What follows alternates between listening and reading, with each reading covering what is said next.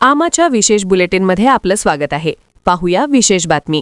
महापालिका निवडणुकीचा निकाल लागून 3 आठवडे उलटले तरी चंद्रपूर महानगरपालिकेतील सत्ता नाट्य कायम होते. निवडणुकीत काँग्रेसला सर्वाधिक यश मिळाले असले तरी बहुमताचा आकडा न गाठता आल्याने सत्ता स्थापनेत अडथळे निर्माण झाले. याच दरम्यान काँग्रेसमध्ये खासदार प्रतिभा धानोरकर आणि आमदार विजय वडेट्टीवार यांच्या गटात महापौर पदावरून मतभेद झाल्याने पेच वाढला. दिल्ली दरबारी हा तिढा सुटल्याचे संकेत मिळत असतानाच चंद्रपूरमध्ये अचानक नाट्यमय घडामोडी घडल्या.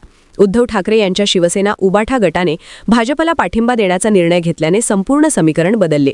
परिणामी भाजपच्या संगीता खांडेकर या एका मताने विजयी ठरत चंद्रपूरच्या महापौरपदी विराजमान झाल्या आणि महापालिकेत भाजपचा झेंडा फडकला. शिवसेना उबाठा पक्षातील संदीप गिर्हे यांच्या नेतृत्वाखालील गटाने भाजपला पाठिंबा दिल्यामुळे भाजपसाठी महापौर पदाचा मार्ग मोकळा झाला.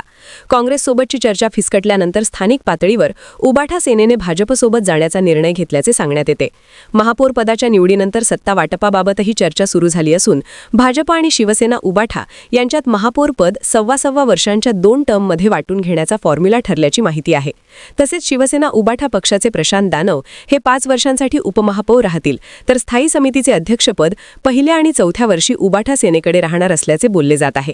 दरम्यान काही दिवसांपूर्वी काँग्रेस प्रदेश अध्यक्ष हर्षवर्धन सपकाळ यांनी चंद्रपूरमध्ये काँग्रेसकडे 32 नगरसेवक असून बहुमतासाठी 2 सदस्यांची गरज असल्याचे सांगितले होते.